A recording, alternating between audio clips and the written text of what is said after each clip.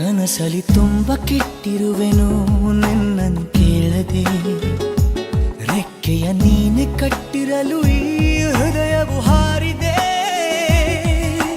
ನನ್ನ ಕೌತುಕ ಒಂದೊಂದೇ ಹೇಳಬೇಕು, ಆಲಿಸುವಾಗ ನೋಡು ನನ್ನನ್ನೇ ಸಾಕು.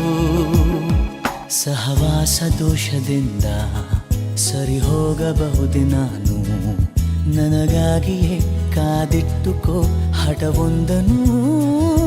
ಕೆಳಗುವ ಮುನ್ನವೇ ಪರವಶನಾದೆನು, ಅರಿಯುವ ಮುನ್ನವೇ ಪರಿಚಿತನಾಗಲಿ ಹೇಗೆ ಪ್ರಣಯಕ್ಕೂ ಮುನ್ನವೇ.